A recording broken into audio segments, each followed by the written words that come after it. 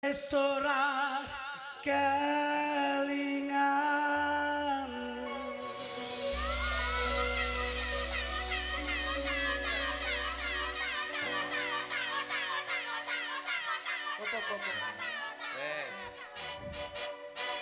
Neng kene iki Mas. Neng kene napa? Pancen tuntutan SGI. Pripun? Jangan salah persepsi, SGI adalah Sekar Gadung Indonesia. Bahwasanya banyak sing ngarani susu gede Indonesia itu salah. Ya. Iki memang saya tuntut totalitas. Jadi walaupun rombongan Sekar Gadung itu barangkali ada permasalahan di intern keluarga, tapi waktu pentas kita harus tetap profesional. Ojo ngentek permasalahan rumah dibawa-bawa ke panggung. Nggih, saya mbotenipun jenenge nyambut gawe niku totalitas dan tanggung jawab. Betul. Apapun privasi keluarga itu harus dengan secara kekeluargaan yang tidak menyangkut pautkan dengan pekerjaan. Padahal ini banyak masalah loh, niki sindir-sindir ini hari ini banyak masalah. Banyak masalah, niki banyak masalah mengatasi masalah. Dadi gaden tok niki. Niki jan masalah tok. Mau akeh sing do teko, Pak Desember ki mlebu pira? Ora usah takon lek Desember ki rendeng. Padha bingung banyak masalah di keluarga tadi. Ngene iki jenenge sinden panjenengan ora kreatif. Wong Desember ki gede-gedene sumber kok rendeng. Ya nek pas wayah rendeng ngono kae kok nyambut gawe nyuluh kodhok lak ya kenek to. Ning ya alhamdulillah padha duwe gawean sampingan Mas. Amin amin amin. Iki Mbak Hanif iki ya duwe gawean. Iso nari. Mita ki ambakno Pesinden Seh Timur, umure sik 18. Ning iki umroh wis ping pindho. Lho, mergo ya duwe gawean njaba. Iki Dek Kiki kuwi ya duwe gawean ning omah lek laran lek nyinden kuwi ya iso tukang jaranan. Alhamdulillah. Sami-sami wonten kesenianipun. Sampeyan ngerti mboten? Lis body lotion. Lis body lotion to? Lotion. Napa niku? Ya hand body kuwi sapa sing ngomong lotion? Lotion niku lak nggih blonyoh niku to. Tapi tulisannya lotion. Kuwi ya usaha duwe. Oh nggih pengusaha krim to. Heeh. Luki ya ngono ya ndek usaha. Napa Mas? Anu dodol kentuki. Oh anu ayam mekrok nika to. Oke. Ayame Luki ini mekrok-mekrok. Nggih. Lajeng setunggalipun Pak. Ora ngerti lek kuwi aku usahane apa kuwi. Panjenengan niku wong duwe anggota kok ora paham kalih bakul uli. Terus sijine sapa iki? Mbak Sulis, kuwi ya duwe gawean. Kuwi ora tau turu awan bengi. Kuwi bos TikTok.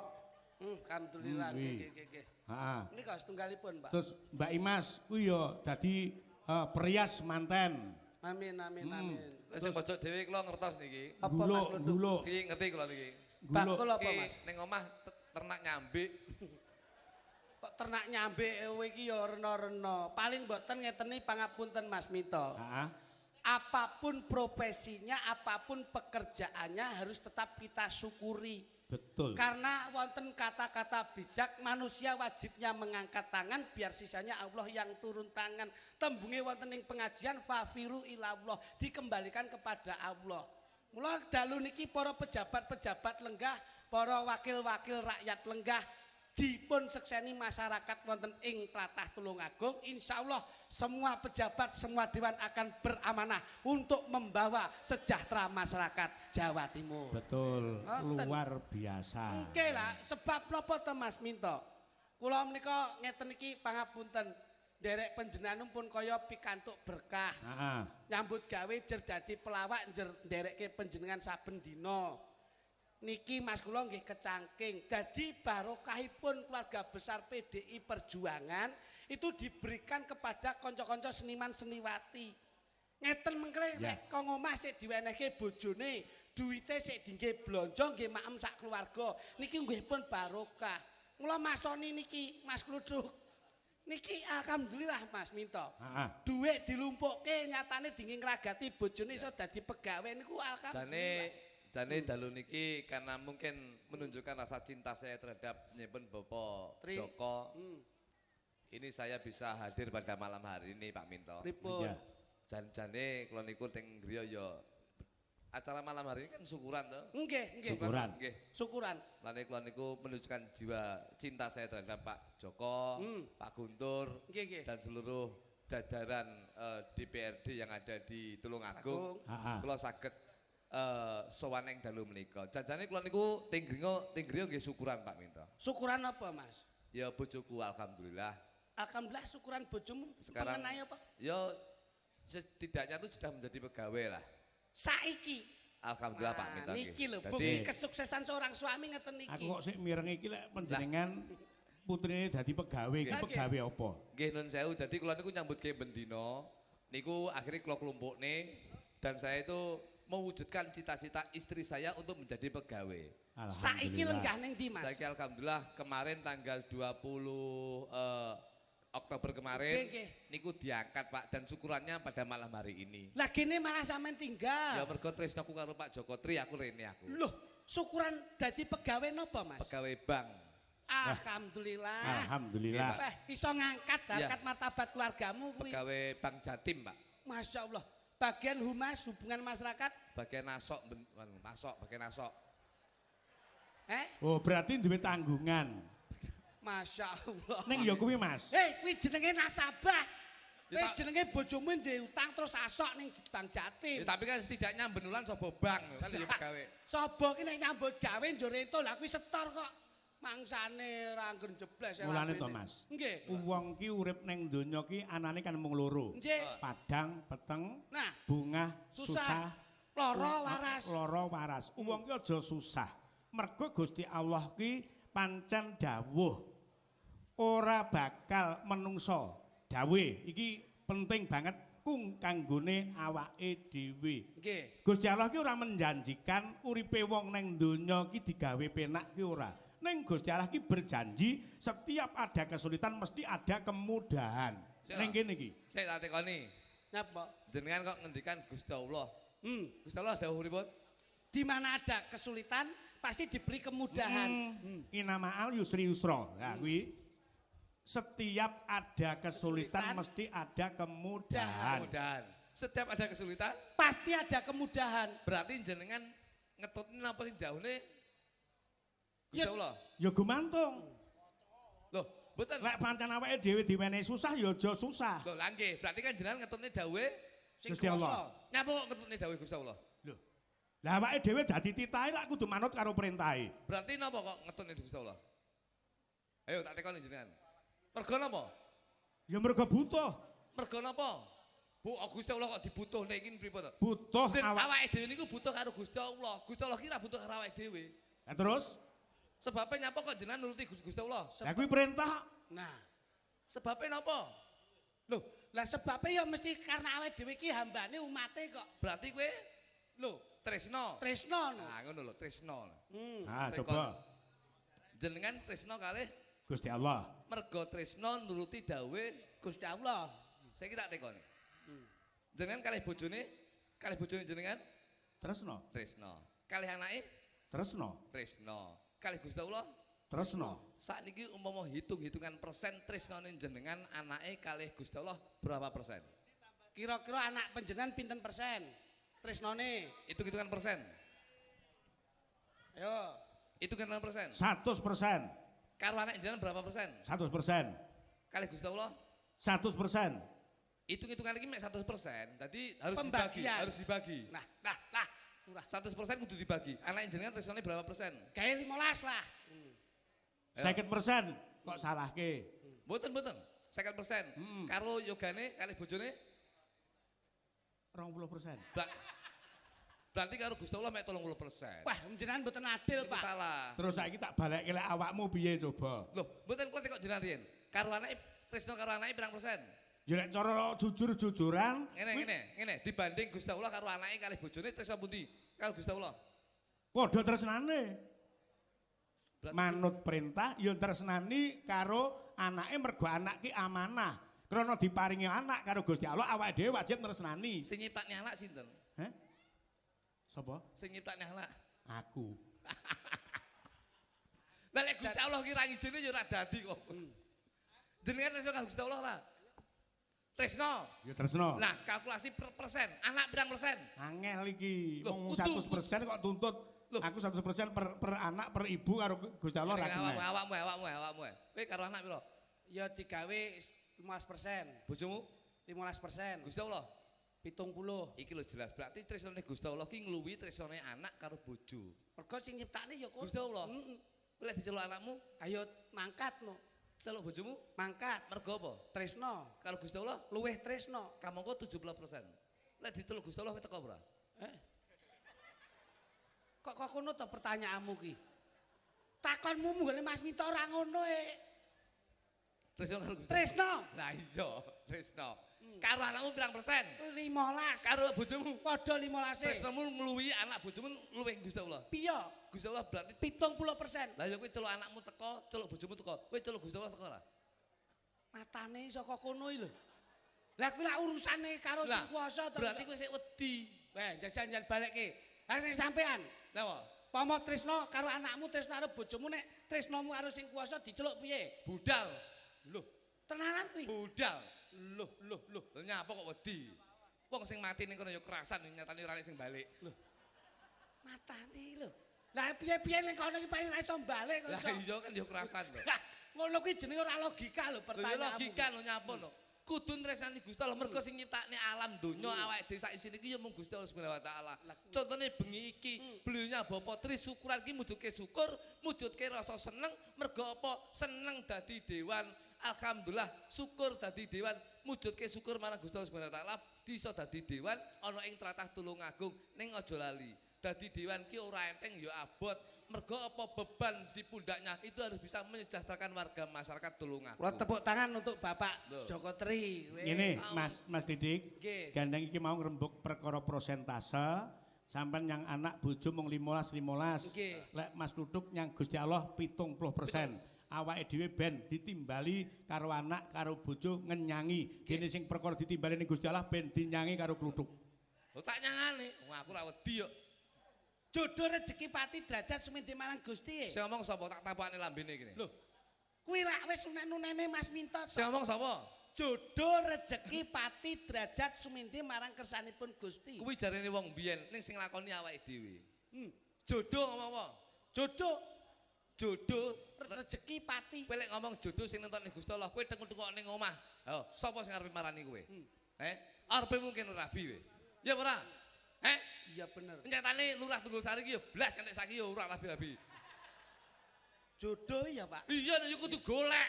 Lho. Budidaya. Pancen karo Gusti Allah ki rung diwenehi jodoh. Lah nggih, lek wis ngomong jodoh sing nonton Gusti Allah, jajal kowe tengok-tengok ning omah. Wis Gusti Allah bakal ngoyake dhewe jodoh. Kowe tengok-tengok ning omah. Nah, ki se perlu dijabarke. Pripun? Lek pengen entuk wong ki diwajibke ndonga karo usaha. Nah, lah ya usaha. Garis besarnya kan sing nonton Gusti Allah wau. Sing penting ya kudu budidaya, Bos. Lah mulane kuwi Gusti Allah ora bakal ngerubah nasibe menungso yen to menungso dhewe ora bakal ngerubah marang nasibe. Iki lho, bener. Bener lho. Dadi berusaha. Iya no budidaya no. Ora ming meneng. Ora meneng tok. Jodoh rezeki. Rezeki ya ngono, sing nonton Gusti Allah. Ya ora? Nek ming meneng wae tengok-tengok ya Ora ora temu. Tengok-tengok nemu gethuk ya ora. Ora enek. Jodoh rezeki pati. Nek rezeki beda lho. Nggih. Rezeki iki wis dinas karo Gusti Allah waktu awake dhewe dikandhut ning guwa garbaning ibu.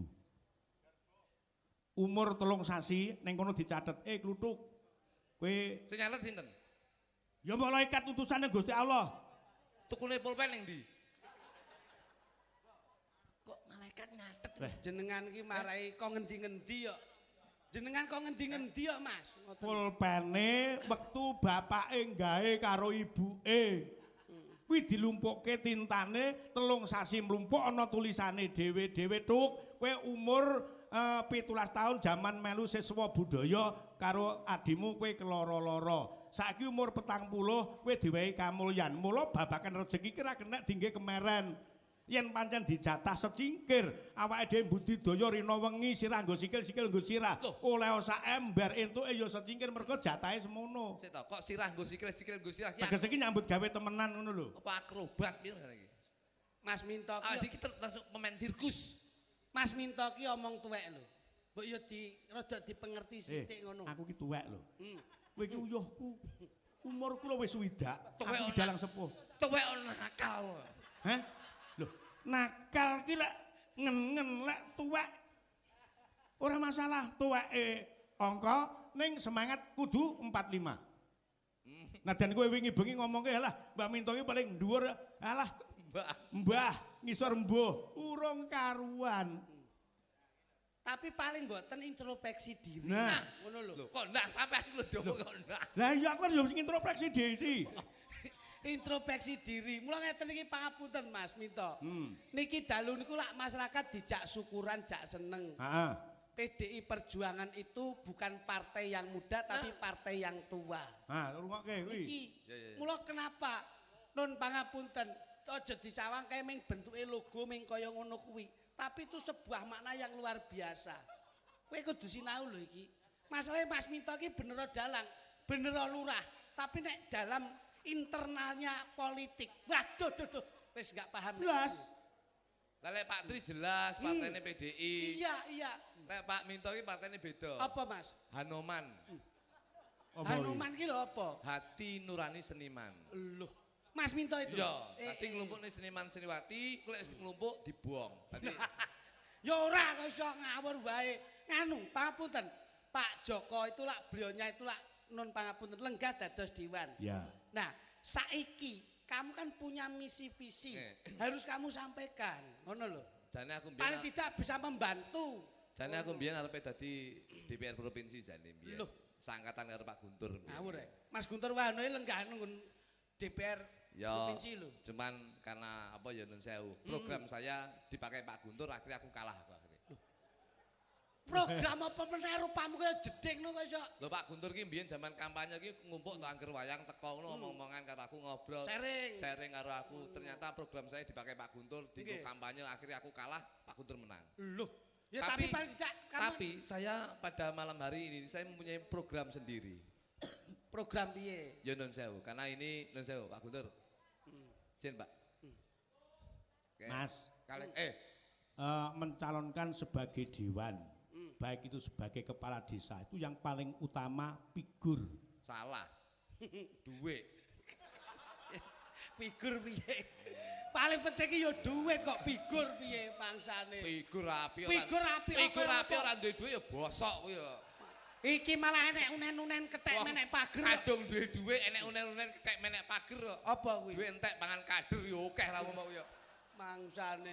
Wis omongan dhewe. Sama kira tahu. Kok figur piye iki? Figur. Paling ndak kan punya kewibawaan, serawung. Alah, seno. Terus didukung karo finansial. Ora percaya. Izin, Bos. Wibawa kaya Izin. apa lho? Iki ora perkara senajan ora enek kita ngomong lagi. Nggih. Jangan dipun ngomong sosok kunci pertama figur kewibawaan. Lek Pak Guntur nun sewu di wilayah Jawa Timur mungkin yang mengenal hanya Kediri, Blitar, Tulungagung. Sesuai dapilnya. Tapi yang lainnya mungkin tidak mengenal. Izin iki maaf, iki maaf nun sewu. Figur iki. Izin iki. Maaf. Pak Eko iki kondang ning Tulungagung. Nyatane nyalokne ya figure kondang ya ora dadi. Ayo ora. Karena figur. Lho kuwi. Duit ya enek. Nah, kuwi. Iku nyatane ya ora dadi. Sing penting iki kebijakan, Pak. Gila. Kebijakan piye coba? Programnya penting. Kebijakan. Kampanye menyampaikan aspirasi terhadap masyarakat itu kita harus jelas dan kita harus konsekuen apa yang kita sampaikan. Misi visinya itu harus jelas. Sampai niki. Jadi figur itu ndak termasuk. Ora penting. Lah ya awakmu yo gah magang. Loh, diomongnya aku magang programku dicuri Pak Guntur. Program sih jajal bocorno programmu. Izin Pak Guntur. Jajali. Tapi saya insya Allah tahun 2000 juga ada Pak Bulung sing saka pusat. Pak Bulung izin Pak. Pak Bulung. Aduh, makasih Pak. Saya mau aku jadi apa ning pusat. Berarti 2029 ini besok saya akan ke pusat. Ora usah rono, sesuai sing jenengan dawuhku 2000 pira? 9. Wis ditimbali karo Gusti Allah. Ya ora mungkin wong KTP ku seumur hidup kok. program kula Pak. Heeh. Kalau saya nanti akan menjadi Dewan Provinsi, ini yang saya utamakan adalah kebutuhan pokok untuk masyarakat. Contohnya saiki Beras ki non sewu. Beras itu harus diprioritaskan. Loh, bener. Harga jangan dinaikkan tapi diturunkan. bahan pangan ki penting. Beras ki sing maune sekilo piro? Sekilo enek Sekilo berapa? 15. 15.000. Iki kadang-kadang masyarakat sing non sewu, kadang-kadang masyarakat Menengah sing ke bawah. penghasilannya kurang. Kuwi tuku beras ki mung cukup dipangan wong loro. Nggih. Sing beras ki maune regane 15.000. Sok ben nek kula dadi dewan, iku kula gawe 2.500 sekilo. Beras ki ya. Beras. 2.500. Iya tak kira 2.500. Ben iso tuku akeh, ben mangane wareg. Loh, gula ki ya kebutuhan. Gula ki maune sekilo piro? 8.500. 8.500. Kuwi tak gawe 1.500. Kowe kira tau tuku gula kowe? Sing tuku bojoku. Gulanya Gula ora- 11.000. 11.000 kula gawe 1.500, Pak. Mergo terus? wong lanang ki nyambut gawe arepe budal kerja. Iki mesti wong wedok gakne kopi. Yen pahit mesti dipaiduk, yen legi dilem. Dadi gula iki aja didelok gulane. Gula itu untuk menjaga keharmonisan dalam rumah tangga. Regane beras regane 15 mbok gawe 2.500. Gula Gula 11.000 mbok gawe Tak gawe 1.500. 1.500. Endok, Mas. Endok ki sing sekilo 20.000, kuwi tak gawe 1.100. Endok ki. Iya no. Endok ki protein hewani itu penting bagi anak-anak. Lah nek mbok regane mbok dokne nek nganti kencan endok piye? Loh, nggih endokmu lho. Endok iki kudu digawe murah. Mergo ben anak-anak generasi bangsa iki makmi endok protein hewani harus dijaga Gizi. biar anak-anak Indonesia tidak terkena stunting. Kuwi visi misimu programmu kaya ngono kuwi. Nggih no. Lah, Beras. Apa nih? terus Regane pangapunten. Regane Lombok. Lombok piro? Lombok ki saiki 40. 40. Iki tak gawe 3.500. Lombok ki. Iya. Lah kuwi petanine ra ya susah kuwi.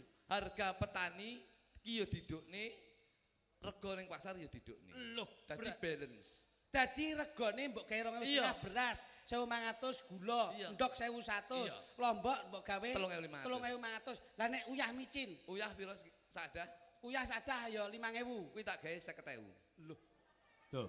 Uyah kok malah mbok larangke ngopo? Yo dienggo nambeli ndok gula Lombok malah kuwi. Sik Mas.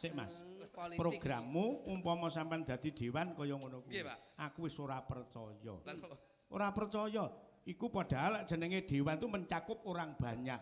Aku Awakmu lho mek wong loro ndagel iku lho rega ora tau kok ndukne malah munggah terus. aku lek sampean ra percaya ora masalah. Iya. Aja meneh kok sampean bojo kowe karo aku ora percaya. Wah, percaya lan ora ki dibalekke ning awake dhewe. Nah. Mula niki dalu lak hajatnya tasakuran. Tasakuran Betul. wis. Nah, Pokoknya mudah-mudahan Pak Tri mudah-mudahan akan mengemban amanah menjadi Dewan di Tulungagung. Amin. Kedepannya akan mensejahterakan warga masyarakat Tulungagung. Betul. Dalam infrastruktur dan juga sandang pangan dan papan. amin. Mbok pilih renan penggalih mbok beliaunya diajak ke sini, Mas. Pak Guntur. Oke, siap. Pak Guntur. Mas Guntur nggih. Provinsi diatur dulu, nggih. provinsi, ya. Oke, nanti Pak Pulung Iya. ada. Nih, Pak Dewan nih, Pak Tri ki pengorbanannya besar. Kok ngeten, Mas? Ngerti lek Pak Minto ki pojok dhewe sindene gedhi. Nggih. Pule diketok ngene lho. Kuwi mergo pulene dikethok ki oyote metu. Nek ra oyote metu ra mungkin. Pak Guntur. Pak Guntur Ya. diatur nggih. Ya, diaturi. Kene. Ayo Mas, kene Mas. Kene. Serempek. Monggo Mas Guntur. Serempek. Duduk.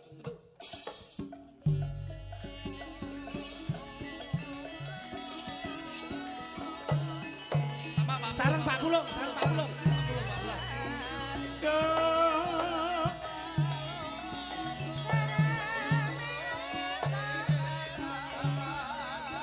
Karo Bapak Sutekno.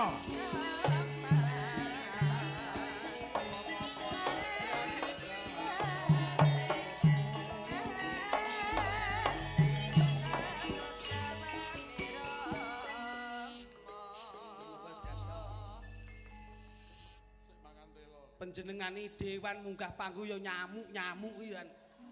Ya, menikmati. Menikmati kuwi bawa figur. Ngono. Saya Pak. Aku dek iki pangapunten Mas Minto. Kula dek wingi Mas Guntur lak teng Gene Gor niku lak ngawontenaken festival tayub sekabupaten. Bar ketemu kalih panjenengane kula langsung bengi niku ngimpi, Pak. Ngimpi. Jam 12 ngimpi. Ngimpi piye? Kaya Mas Guntur niku rawuh. Terus teng ngandhing kula ngeten, letik turu kok ora klamben. Ayo klamben. Mboten gadah klambi, Pak. Jaketan. ben ora kademen. Terus kula kelingan. Pak Guntur niku koyo nyepot jaket rupane ireng ngoten tok. Terus diwehke kula, Pak. Koyo kula iki koyo terus jam piro kuwi? Ki jam 12, Mas. Jam 1 ngimpeni aku. Piye, Mas? Aku tok turu to. Duk. Tak delok kok awakmu ora nggih jam. Iya. Alamat iki. Alamat. Jam piro nek ngimpi wis jam piro? Jam setunggal, Pak. Jam siji. Ngene, Duk, aku ora nggih jam. Nyoh, iki lho, jamku kene. Lah, impen ki diperang dadi telu. Dan ngimpi Titioni. ngimpi napa? Titioni gondoyoni puspa tajem. Puspa tajem diperang dadi papat. Nggih. Kacokrabawa, Nggih. Kasudarsono, Nggih. Kawarsita, Nggih. Kadorodase. Nggih. Lek impenmu jam 2 jam 1 kuwi bukan termasuk impen sing bagus. Dan ngimpi jam pinten? Aku ndak ngimpi. Ya ora ngimpi ora turu ya mana. Dek turu ora, monggo Mas. Derek panjenengan Mas. Matur sembah nuwun Pak Guntur. dalu niki kita sami nderek mangayu bagya Nggih, Pak. anggenipun Pak Joko, Sekotri. Pak Joko Tri ngawontenaken tasakuran. Dipun rawuhi langsung panipun Bapak Pulung Agustanto. Keluarga. Tepuk tangan untuk Bapak Pulung. Kocok Dewan Kabupaten Tulungagung. Nggih, Nggih. Muga-muga kabeh sing rawuh niki lek sedo dadi dewan Lestari Widodo Amin, 2029 dadi malih. Ngoten Amin, nggih? amin, amin. Sampeyan ngerti tugas dewan iki? Tugasipun nggih Menyampaikan aspirasi masyarakat ke pusat, ngoten. Nah, tugas dewan iki kon komunikasi, Mas. Nggih. Teko muni ngasih. Teko Muni ngasih. pripun niku maksudnya? ya tembunge Jawa ki Teko niku teng muni pundi? ninggali. Teko niku teng pundi? Teko ki lek diundang rawuh. Lek dibutuhne masyarakat teko. Ndang cacep. Iya, Berarti teko niku. teko. Muni. Muni ki menyampaikan Nggih. program-program dari pemerintah yang bisa diakses oleh masyarakat. Ngasih Ngasih saran, ngasih jalan keluar. Kesulitan-kesulitan masyarakat dicarikan jalan keluar. Solusi. Termasuk aspirasi harus bisa direalisasikan. Itulah tugas anggota dewan baik kabupaten, provinsi maupun pusat. Tepuk tangan untuk kita semua. Ya, luar biasa. Dadi berarti napa wau? Teko. teko Muni, terus ngasih. ninggali. Nah, komunikasi. Tapi ora enek jaket karo jam ora enek, ndak masuk niku. terus nggih. Enggak masuk itu. Gak, berarti gak enek. Enggak lolos sampeyan. Ora lolos duwene yo mek iki tok mbok jaluk. Dalu niki pumpung menika Pak Pulung Pak Rahasia. Pulung, Siap, Pak Pulung. Ben suasana itu Pak Pulung. semarak. Pak Pulung tuh anggota Pusat. DPR pusat. DPR RI pusat yang dulu berangkat dari Blitar, Tulungagung, Trenggalek. Nggih. Nika, monggo. Aku Kediri. Kediri. Nggih. Oh iya, Kediri kok galek. Kleru. Kediri, Blitar, karo Tulungagung. Kleru. Nyapa Mas? Dewan itu juga manusia. Ora masalah. Ya tribu ya. Siap. Mohon izin Pak Pulung, mohon izin. Turut. Tidak wonten pawen agung. Turut. Wes kene. Monggo Pak Pulung. Katuran minggah wonten pepagungan.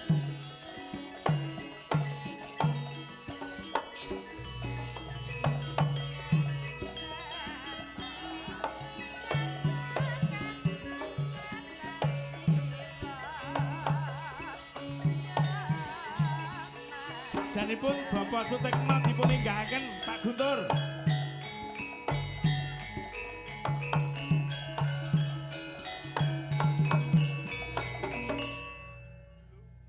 Monggo Pak Pulung, mohon izin.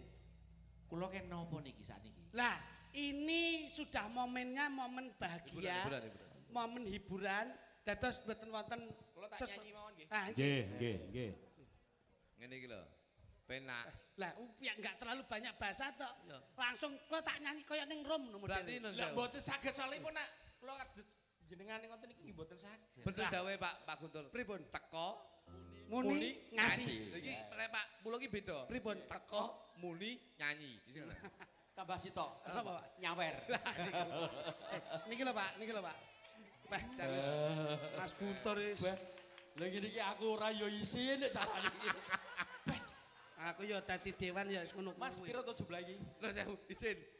Jo, pripun? kita harus melihat Lek 10-an kan mek piro to iki? Niki wis Jo, dibagi. iki izin Pak Pulung, izin Siap, Pak siap. Pulung. Mboten Jadi ini bukan grade, Ya. tapi tingkatan maaf. Ya. Kalau Pak Pulung ini tak delok iki soalnya sami-sami kula niku janjane. Janjane nggih seniman kados jenengan. Alhamdulillah. Senang menipu teman. Ya tidak lah. Boten, Tidak. boten kok. Tidak. Wong niki panjenengan mau berbagi kebahagiaan kok.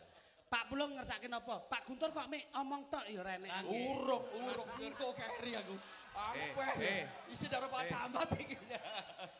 Tak omong. Ajur. Iki kok nek bocah omong lali kok. Iki mau sik Wau niku foto kalih kula. Iya. Foto kalih kula tetep majani tetep beda nak DPR RI. Insyaallah Lek aku sak ndure kuwi jenenge keladuk wani. bener. Nek Pak Pulung nyatusan, nek Pak Guntur ki provinsi nyeketan. Lah engko DPRD iki 20-an biasane ngono. Mangsamu adekan becek napa? Kula tak nyanyi riyen. Siap. Oke. Lagunya sudah, Pak. Sampun. Oke. Apa, Mas? Mugi-mugi panjenengan pitados danten. Niku lagu saking sapa to ke? Mas Didi Kempot. Didi Kempot. Siap. Mugi-mugi. Angel, dadi pejabat angel. Siap. Kote Anu izin Pak Pulung. Kalau suket teki teman-teman dari Sekar Gadung niki dereng saged menika dipun gantos suket gajah dipun, suket gajah. Ki tembang. Pak Pulung, mohon izin. Nggih. Awal-awal. Wong sak Pulung, makasih Pak Pulung. Terima kasih sembah nuwun Pak Pulung, mugi Ya, Pak Guntur anggenipun sampun derek berpartisipasi. Amin. Nggih, Bapak monggo. Pak Pulung, sukses selalu. Amin. Mudah-mudahan Nggih, monggo derekaken. Tahun ngarep nanggap melih nggih. Siap Pak Pulung. Ingkang saking Blitar taksih Pak Kuat kalian Pak sampun kundur nggih. Sampun kundur. Nggih. tepuk tangan kagem Mas Pulung, Mas Guntur, luar biasa. Matur nuwun, Ya, terima kasih. Beliau berdua sampun menyumbangkan lagu. Alhamdulillah. Jan, suwantenipun Mas Pulung jan kaya Tommy Jet pisah. Kaya Tommy. Monggo, ndereke Mas Pulung, ndereke. Sugeng tindak ndereke. Alhamdulillah. Dalam Pak. Napa ta Pak Guntur iki? Pak Guntur iki lho. Bapak ben tindak lho. Apa ta Pak Guntur? Pak Guntur napa ta Pak Guntur? Pak Guntur.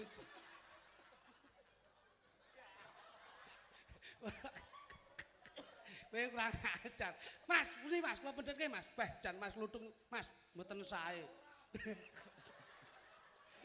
Nggih, sembah nuwun. Pak Pulung, Pak Guntur ingkang sampun nderek ngregengaken kawontenanipun pagelaran dalu niki.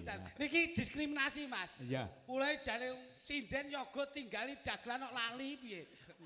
Mangsane ini papunten wong kula Kula niku Pak Guntur kaya emas dadi guyon kula ngeten iki. Jan wis. Nah, tanjake Mas sindene. Derek. Iya. Ya kene to. Kaya ngapa? Iki Sinten Pak Minto? ana pundutan gending sing wajib diaturke. Siap. Geng dalu Mak Cange kepareng kula badhe nyumbang lelagon Podang Kuning Kusuma Wijaya matur suwun Mak Cange saking kula Genduk Eka Alivia. Nah iki ana sing kepareng nyumbang tembang. Oh, ya monggo. Ini generasi napa seniman muda Ya, kok. pelestari budaya. Yuk, kaya ngapa? Genduk Eka Alivia munggah ana panggung. Yuk, dados. Duduk.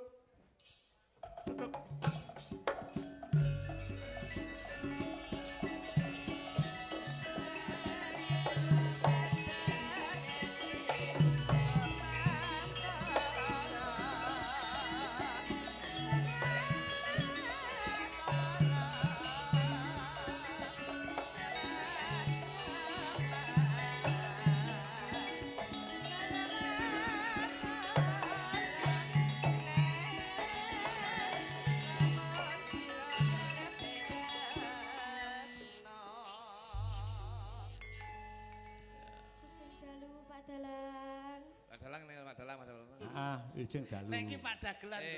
Geng dalu Pak Dagelan. Lek Pak Dalang Mandep Rono lek ning kene sing dalu Pak Batang lho. Takonono Mas Luduk tembang. Izin. Tembange apa? Anu mau disebutnya asmane jenengan Eka ya Dik ya. Mandep Rono. Kene Dok, rada anteng sithik kene rada maju. Kelas pinten Cahayu? Kelas pinten? Kelas 6. Kelas 6 SD mana? 1. Lah SD 1 mana? Tenggong? Iya. Oke. Iki kaya cilikane Lilis Karnali to iki. Ngawur iki ngono cilikane Pipit cilik ngene iki. Nembang apa Cahayu? Apa nembang apa? Nembang apa? Podang Kuning. Podang Kuning. Oke. Mau wis diaturke iki Podang Kuning? Dereng, Pak. Oh, durung. Podang Kuning ya. Ya, kaya ngapa? Podang Kuning Genduk Eka. Yuk, dados. Teng. Enteng.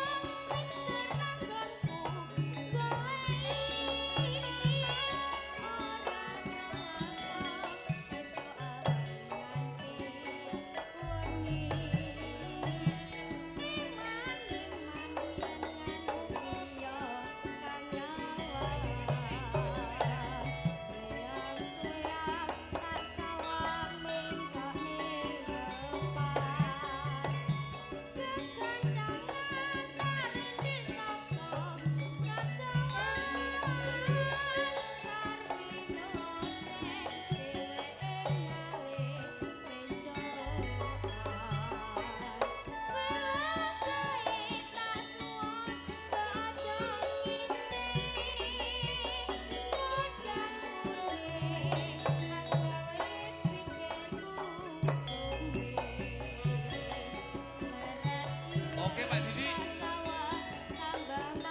Pak Tunggul.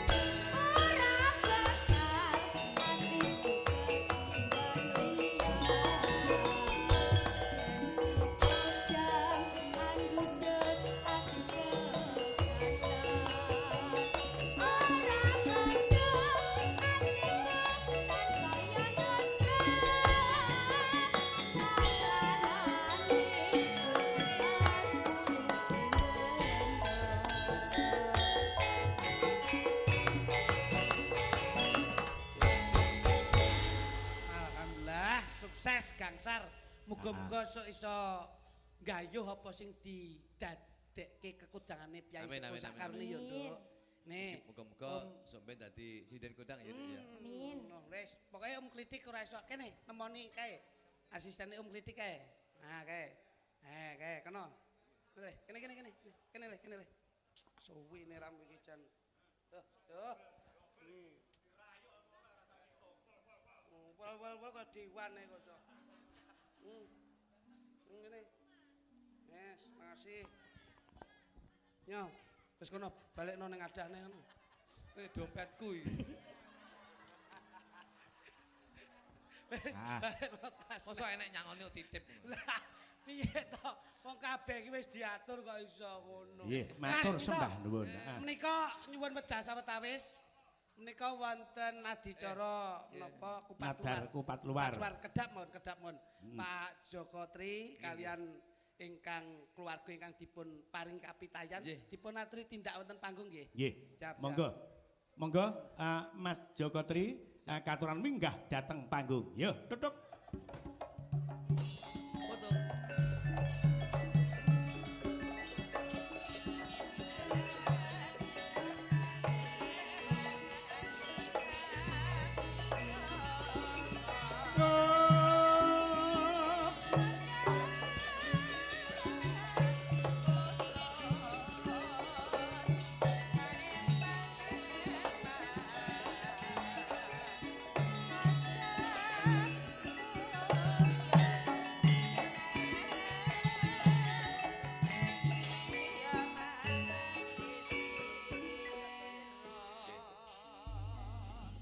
Saking keluarga menapa penyambak Mas Tri?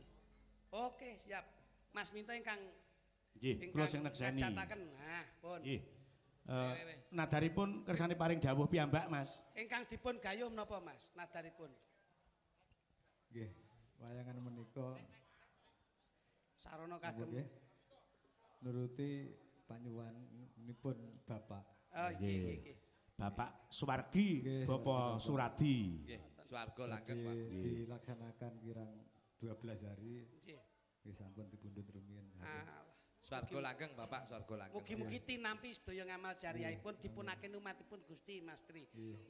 Nggih, mugi nadar menika saged dipun luari ingkang pungkasanipun wonten-wonten danyang nagih utang wali nagih janji luar dinten niki. Monggo. Mas Minto panjenengan doani kedapan Mas Minto. Nggih. Mugi-mugi nyuwun paseksen menika sampun dipun luwari wontenipun wiradatan Kupat Luar. Mugi-mugi menapa ingkang dados hajatipun menika luar dalu niki sedaya dipun paringi rancak lancar slamet donya ngakir. Matur suwun, monggo. Bismillahirrahmanirrahim.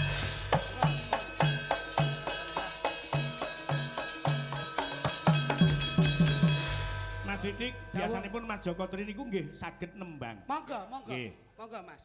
Pun derek. Nggih. Ini momen niki panjenengan. Kula pun seneng Nggih, nggih sampun melaksanakan Pagelaran nggih. tiket.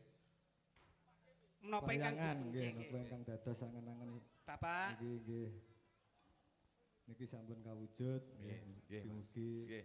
Bapak saged napa dipun tampi Amin, amin. Gusti ingkang Maha Kuwasa. Nggih, Amin, mapan amin. wonten swarganipun Allah, binaripun almarhum Bapak Suradi. amin. Derek ndedonga Mas, mugi-mugi sedaya panjangkaipun dipun tampi kalih Gusti. Nggih. Amin. Matur nuwun Mas Nggih. Tri. Monggo. Nggih, kalajeng Mas Didik monggo tembangipun kula pasrahke teng panjenengan duet kalih Pesinden Sekar Gadung. Ya, Pun digaweke sing penak mawon. Yuk, Sing Medun Ngawi. Kene. Lagunya lagu sing rada lawas wae, Nduk. Apa? Ayo mlebes wae. Oh, mlebes. Tali kotang. Tali koteng boleh. Tali koteng. Nah. Tali kotang. Ya iki suwi. Jung. Mbak Kiki karo Mbak Lilis karena